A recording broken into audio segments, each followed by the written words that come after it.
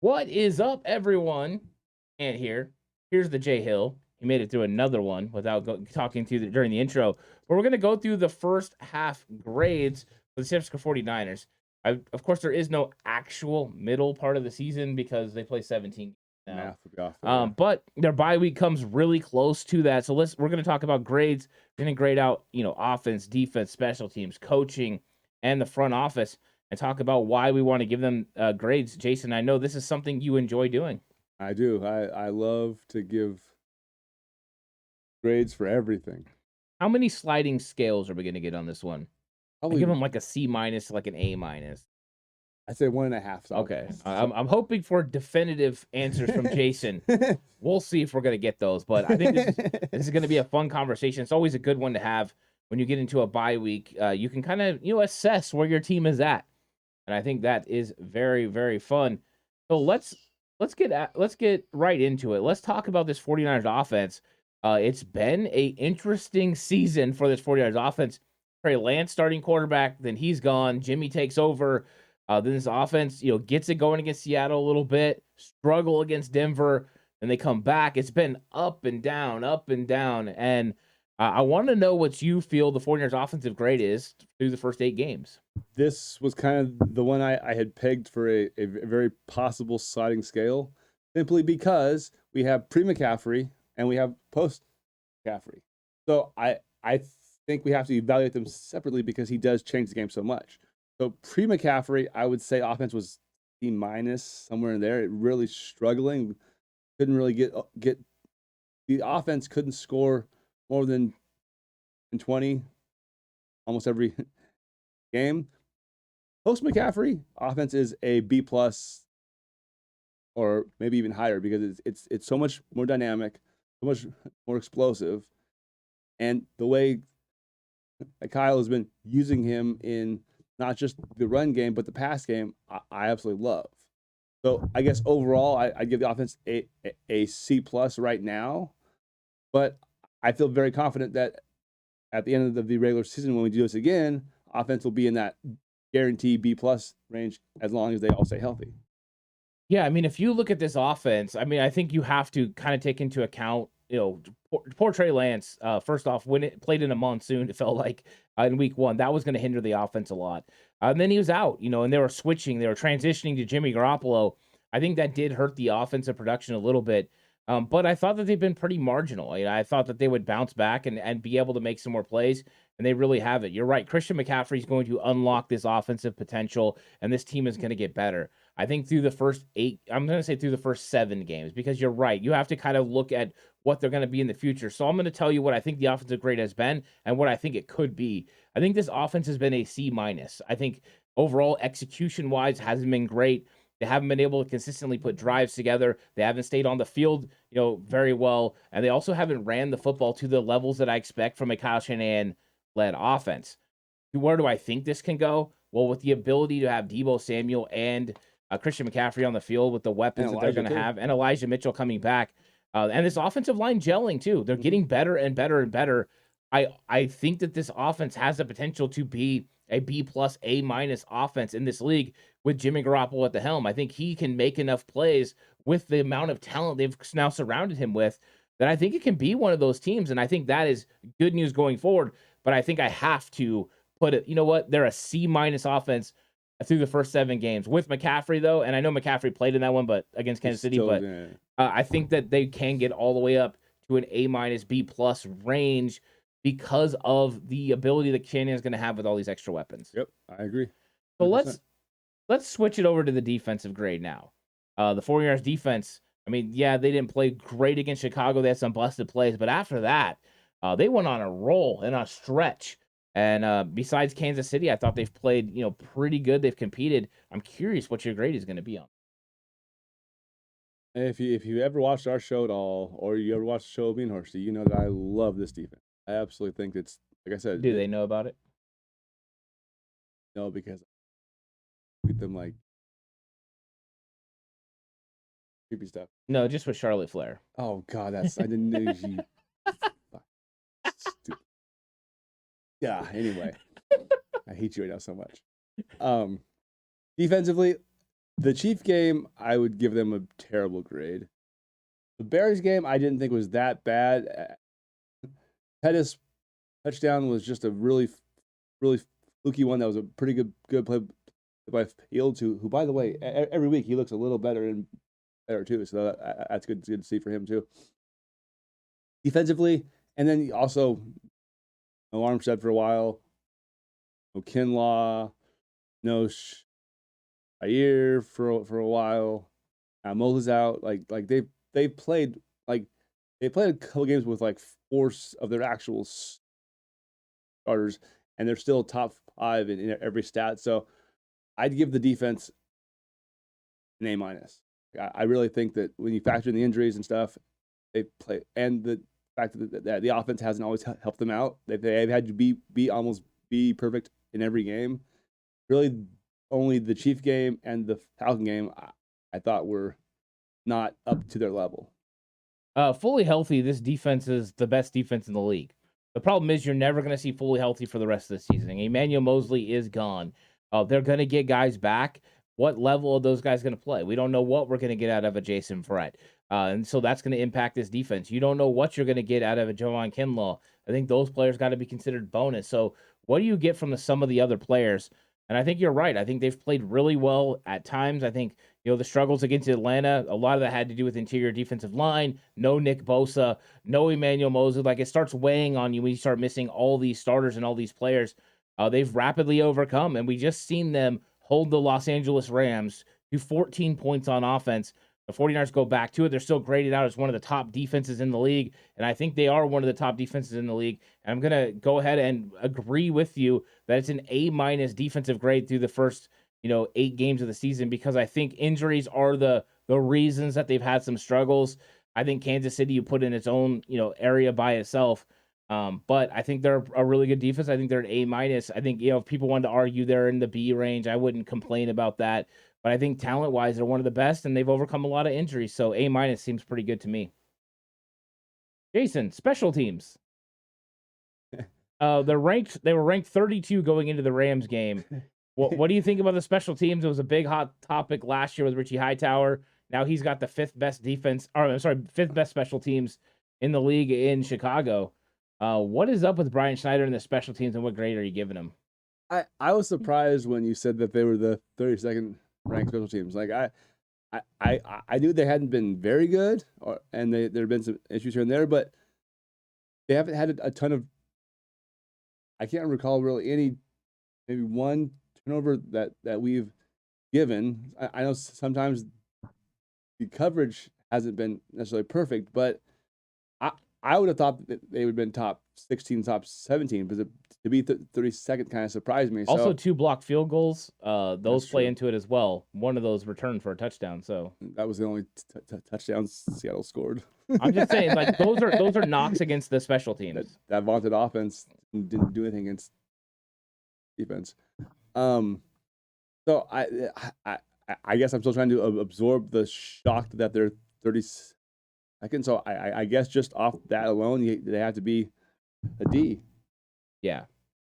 It hasn't been great. I mean, I haven't really agreed with some of the philosophy. I think when they had injuries, that always hurts your special teams, because guys who are normal special teams aces for you have to start starting. Yeah. And when they are starting, then they're not helping you on special teams. And I think they had some injuries there as well. They used Malik Turner as much as they could. Now they can't use him anymore without making him an active roster player. So they've kind of run through the gambit of all these guys, and they're trying to figure it out. But the defense, I mean, the special teams hasn't been good, and I think we have to keep it real. The special teams is not good. I thought Ray-Ray McCloud has showed some signs lately that he's going to be able to do things, as far as in the return game. But I haven't been a fan of how they've, handled kickoffs.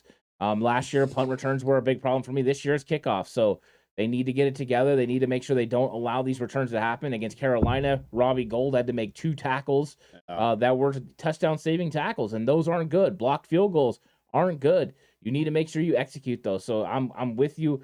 They are in the D range. I'm going to give them a D+ because I think Ray-Ray McCloud has given them the plus. But other than that, I think they're a D special teams right now. And that's not good when you put an emphasis by getting George Odom and Oren Burks, and you have guys like Demetrius Flanagan-Fowles that are special teams aces. Now, it will help. Tarvarius Moore was out for a little bit. He's back, so he's going to help as a gunner, and he'll help in coverage or kick coverage as well. So can they improve? Yes, I'm optimistic about them getting better, but I need them to work their way up to C plus B range to play complementary football and help this team. And right now, they haven't done that. Womack had a big hit though yesterday. Oh, that was nice. That was solid. That was great. He did a great job as a gunner. That was great coverage. So like I said, maybe they're trending in the right direction. Yeah. We'll see how it goes. Now let's talk about the coaching. It's been a hot topic in 49ers land, Jason. Lots of people not impressed with Kyle Shanahan's play calling, not impressed with the 49ers coaching staff in general.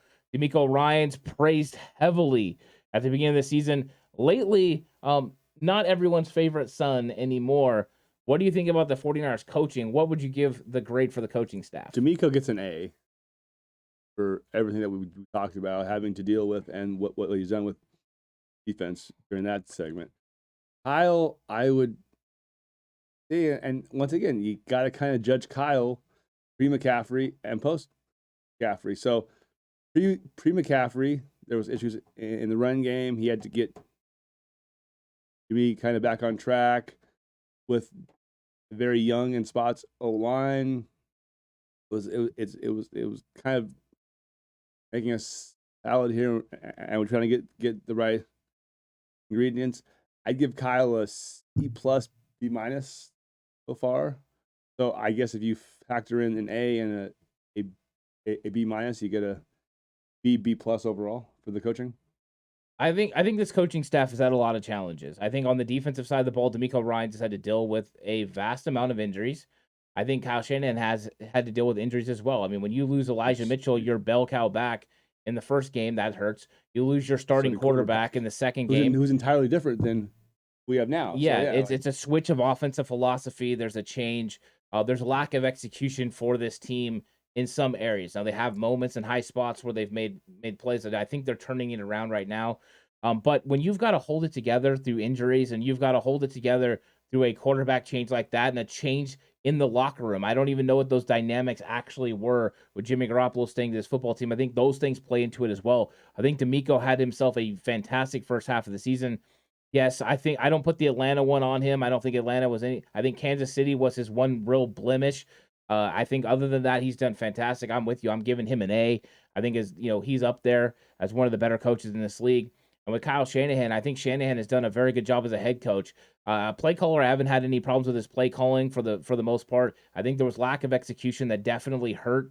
Lack of talent in some areas has definitely hurt. When you're missing Trent Williams and Mike McGlinchey for games, and then you're missing your starting running back and quarterback. It's even too. Yeah, it definitely hurts, and I think it does play into it.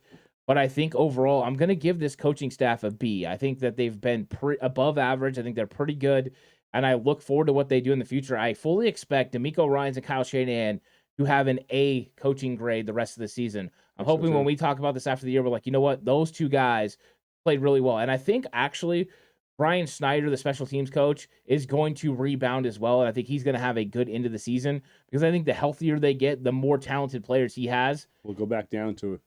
Right. So I think they're going to figure this thing out. And I think it's going to be good. But right now, I would say I give it a B. I have not been on the fire Kyle Shanahan train. I will never get on that.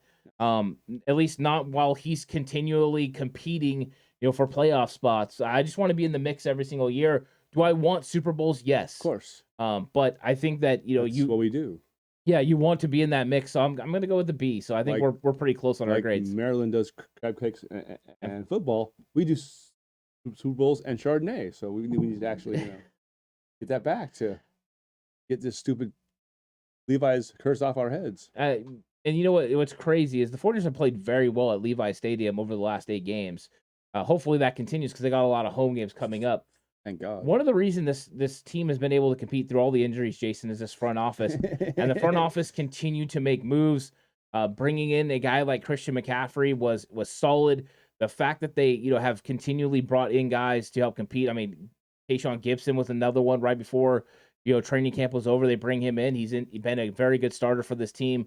But the way they drafted, Spencer Burford's been starting. Aaron Banks stepped in and replaced Laken Tomlinson. I think We have 13 million reasons to thank Aaron Banks because Yeah. Lakin got paid big, and Banks has played at that kind of level, that Pro Bowl caliber level. He's been great. So, what grade do you give the San Francisco 49ers front office? Well, football, almost more than any sport, you have to have elite players to win. You just do. Like, you can scheme up all you want, but Josh Allen and Mahomes are just going to make the plays that Kirk Cousins just can't make. Like that's just the fact. So when you look at our roster and literally at every position in the defensive backfield, we have a couple elite players. Linebacker, we have an elite player. Defensive line, we have a couple elite players. At the running back spot, even before the year, we had some, or before the trade, I think Elijah is an elite running back. Now we have two. At the O-line, we have a first ballot Hall of Fame lock. And we have like we talked about, Banksy's playing well.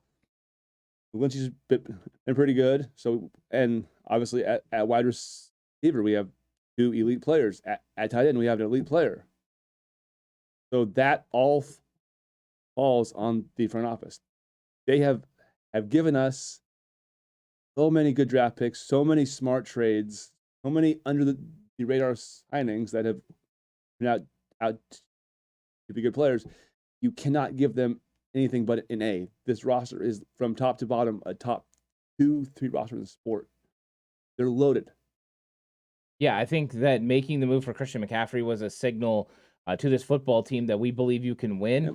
They've built a roster that can withstand injuries, and I think you saw that on display where you have a Rams team that's really built on superstars. Aaron Donald, Jalen Ramsey, Bobby Wagner. That's fantastic.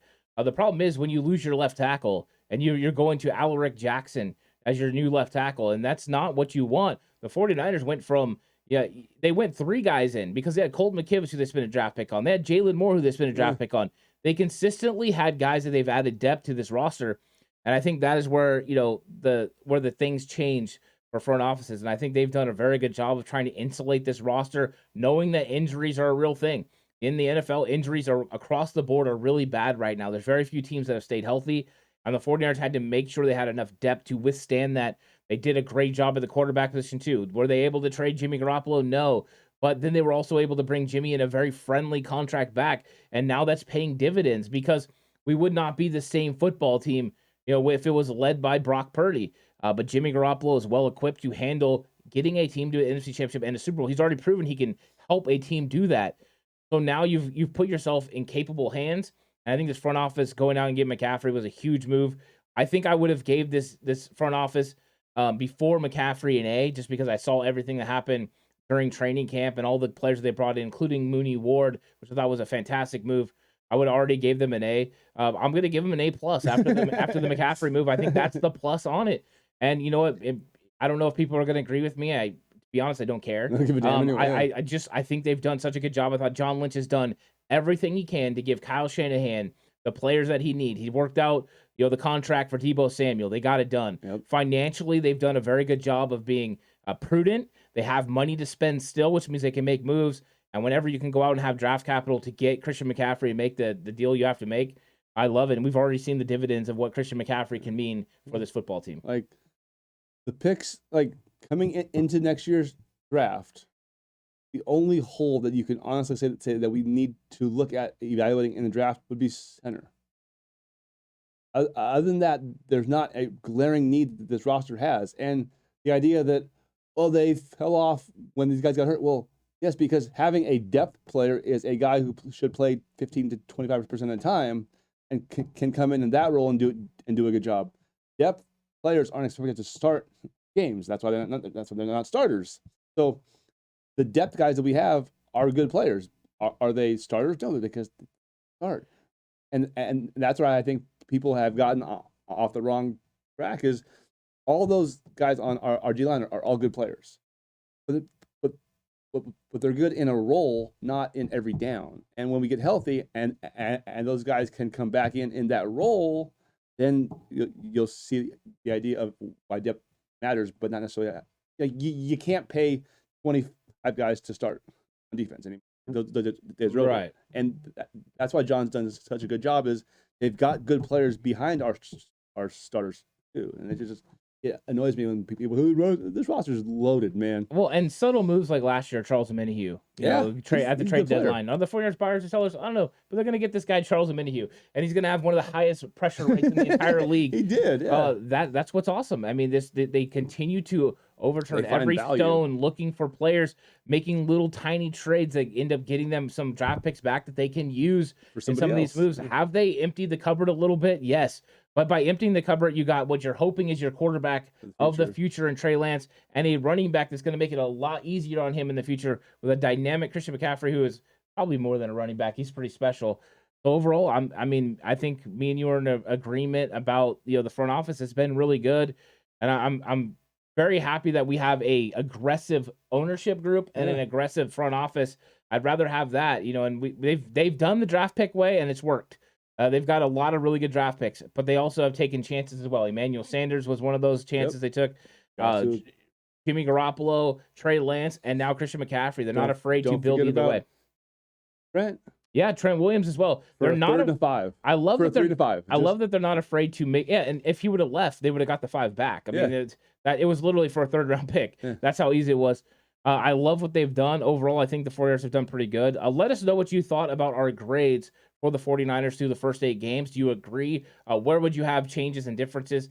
Like the video if you have the opportunity. If you haven't subscribed, please subscribe to the channel. Really appreciate that. It's a fun conversation to have. I'm curious what everyone else's thinking is on this.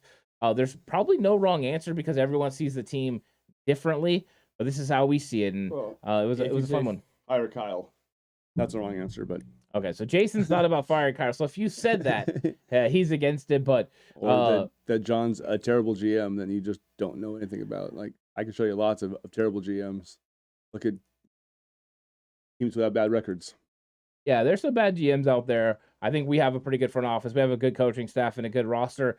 And I'm excited about the season. I'm excited about more content coming out on the channel all week. I hope you're enjoying your bye week with some of this content. We'll catch you guys on the next one. Go Niners.